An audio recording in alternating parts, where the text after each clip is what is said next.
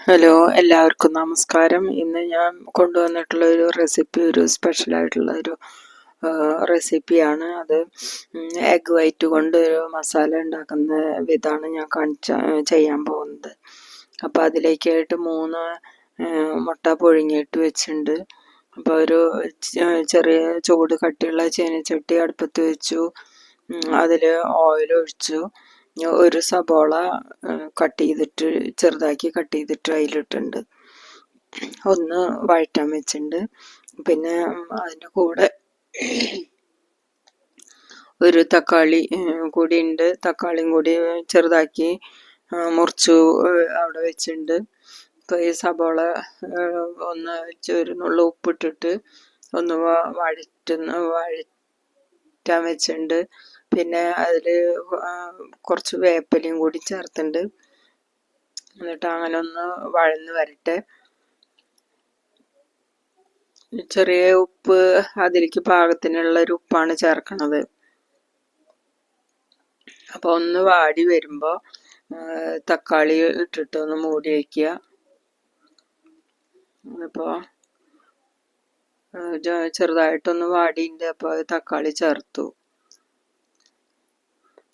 അപ്പോൾ അതും കൂടി ഒന്ന് വഴന്നിട്ട് കുറച്ചൊന്ന് മൂടി വയ്ക്കുമ്പോൾ ഒന്ന് നന്നായി പാകമായിട്ട് വരും. അപ്പോൾ എൻ്റെ ഈ ചാനൽ ആദ്യമായിട്ട് കാണുന്നവർ സബ്സ്ക്രൈബ് ചെയ്യുക. അടുത്ത് കാണുന്ന ബെൽ ബട്ടൺ വരും. അപ്പോൾ അതിൽ ഒന്ന് ടച്ച് ചെയ്ത് കഴിഞ്ഞാൽ ഓൾ എന്ന ഓപ്ഷൻ വരും. ഓപ്ഷനിൽ ടച്ച് ചെയ്ത് കഴിഞ്ഞാൽ ഞാനിടുന്ന വീഡിയോകളൊക്കെ നിങ്ങൾക്ക് എല്ലാ നോട്ടിഫിക്കേഷനായിട്ട് വരും. അപ്പോൾ നിങ്ങൾക്ക് അത് വീഡിയോ നോക്കാനും കമൻ്റ് ഇടാനൊക്കെ സാധിക്കും. കമൻ്റ് എല്ലാവരും കമൻ്റ് ഇടുക. ഇതൊക്കെ ഒന്ന് ട്രൈ ചെയ്ത് നോക്കിയിട്ട് കമൻ്റ് ചെയ്യുക. അപ്പോൾ ഞാൻ ഇത് സബോളയും തക്കാളിയും കൂടിയിട്ട് ഒന്ന് വാടാൻ വേണ്ടിയിട്ട് മൂടി വെച്ചിട്ടുള്ളതാണ്. അപ്പോൾ അതൊന്ന് വഴന്ന് കഴിഞ്ഞാൽ പാകത്തിന് തുള്ളി അര ഗ്ലാസ് വെള്ളം ഒഴിച്ചിട്ട് അതും കൂടി ഒന്ന് പാകാവാൻ വയ്ക്കുക. ഇപ്പോൾ പുഴുങ്ങി വെച്ചിട്ടുള്ള എഗ്ഗ് എടുത്തിട്ട് അതിൻ്റെ മഞ്ഞ മാറ്റിയിട്ട് വെള്ള നീളത്തിലുള്ള കഷ്ണങ്ങളാക്കിയിട്ട് കട്ട് ചെയ്യണം. കുറച്ച് നീളത്തിലുള്ള പീസുകളായിട്ട് കനം കുറച്ചിട്ട് കട്ട് ചെയ്ത് വെച്ചിട്ടുണ്ട്. അപ്പോൾ ഏകദേശം പാകമായി കഴിഞ്ഞാൽ അതിൽ ചെറിയ ചാറോട് കൂടിയിട്ട് എഗ്ഗ് ചേർക്കാം. അപ്പോൾ എൻ്റെ ചാനൽ സബ്സ്ക്രൈബ് ചെയ്തിട്ടുള്ളവർ ലൈക്ക് ചെയ്യാനൊന്നും മടിക്കരുത്. ലൈക്ക് ചെയ്യുക, പിന്നെ കമൻറ്റ് ചെയ്യുക. അത് ട്രൈ ചെയ്ത് നോക്കിയിട്ട് ഇഷ്ടപ്പെടുകയാണെങ്കിൽ മറ്റുള്ളവർക്കൊക്കെ ഒന്ന് ഷെയർ ചെയ്ത് കൊടുക്കണം.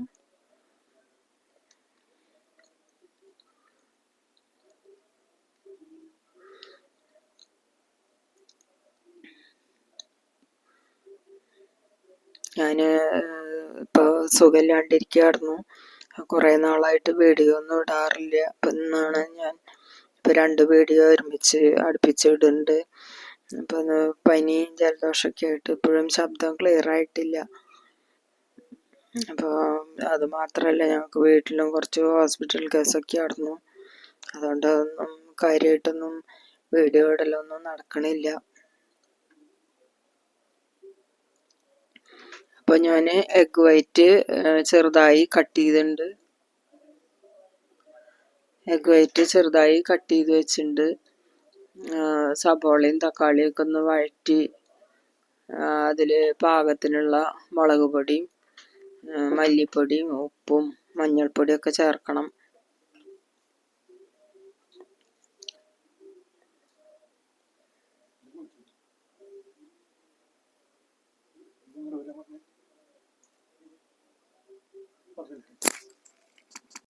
അപ്പോൾ അതിലേക്ക് ആവശ്യമുള്ള പൊടികൾ മുളക് പൊടി, മല്ലിപ്പൊടി, മഞ്ഞൾപ്പൊടി, പിന്നെ ഗരം മസാല ചേർക്കണില്ല.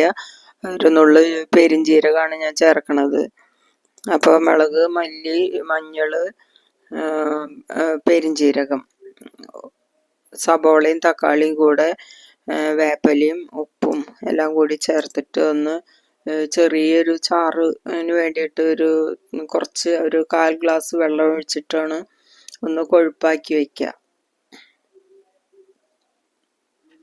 ആ ഒരു ചെറിയൊരു കൊഴുപ്പോട് കൂടിയിട്ട് പാകമായിട്ട് വരുമ്പോൾ എഗ് വൈറ്റ് അരിഞ്ഞു വെച്ച ചെറുതാക്കി കനം കുറച്ച് അരിഞ്ഞു വെച്ചിട്ടുള്ള എഗ് വൈറ്റ് അതിൽ ചേർക്കാം. ഇതിപ്പോൾ ഒരു 3 മുട്ടയ്ക്ക് ഫ്രൈ ആയിട്ട് വരാൻ വേണ്ടിയിട്ടുള്ള ഒരു പാകമാണ്. അത്ര ഇന്നെ വേണ്ടോ. അപ്പോൾ ഇത് ബാച്ചിലേഴ്സിനും അതുപോലെ സിംഗിളായിട്ടുള്ള കുട്ടികൾക്ക് ഹോസ്റ്റലിൽ താമസിക്കുന്ന കുട്ടികൾക്കും ഒക്കെ പെട്ടെന്ന് കഴിക്കാൻ പറ്റിയ പെട്ടെന്ന് ചെയ്യാൻ പറ്റിയ ഒരു വിഭവമാണിത്. ചപ്പാത്തിയിലേക്കും ചോറിലേക്കും ഒക്കെ പറ്റും. പെട്ടെന്ന് ചെയ്തെടുക്കാൻ പറ്റിയ ഒരു കറിയായിട്ട്. അപ്പോൾ അത് ഒരു നുള്ള് പെരിഞ്ജീരകം ചേർത്തുണ്ട്. ഇത് കറി വയ്ക്കാൻ വശമില്ലാത്തവർക്കൊക്കെ ഏറ്റവും സിമ്പിളായിട്ട് ചെയ്യാൻ പറ്റിയതാണ് ഈ കറി. അത് മുട്ട മുഴുവനായിട്ടും വേണമെങ്കിൽ ഇടാം. അപ്പോൾ കുറച്ചും കൂടി സബോളയൊക്കെ ചേർത്തിട്ട് സബോളയും തക്കാളിയൊക്കെ കൂടുതലായിട്ട് ചേർത്തിട്ട് അത് ചെയ്യാം. ഇതിപ്പോൾ എഗ് വൈറ്റിൻ്റെ കൂടെ ഒരു എഗ് വൈറ്റ് ഫ്രൈ ആയിട്ട് ചെയ്യാൻ വേണ്ടിയിട്ട് ഉള്ളതാണ്. അപ്പോൾ അതിൽ കൂടുതൽ മസാലയുടെ ആവശ്യം ഇല്ല.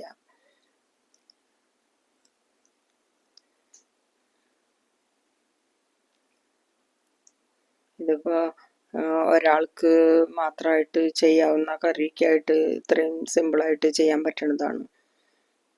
അപ്പോൾ ഇതിൽ ഇനി എഗ് വൈറ്റ് ചേർത്താൽ മതി.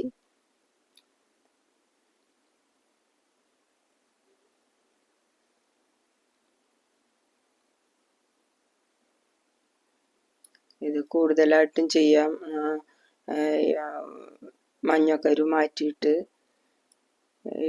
വെള്ളം മാത്രം കഴിക്കുന്നവർക്ക് അത് ഇങ്ങനെ ചെയ്യാം.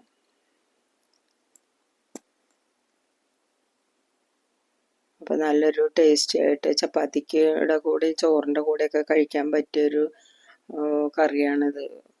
അപ്പോൾ അത് നിങ്ങൾ എല്ലാവരും ട്രൈ ചെയ്ത് നോക്കുക, കമൻ്റ് ഇടുക. അടുത്തൊരു വീഡിയോ ആയിട്ട് വീണ്ടും വരാം. പുതിയ റെസിപ്പി ആയിട്ട് വരാം വീണ്ടും. ഓക്കെ.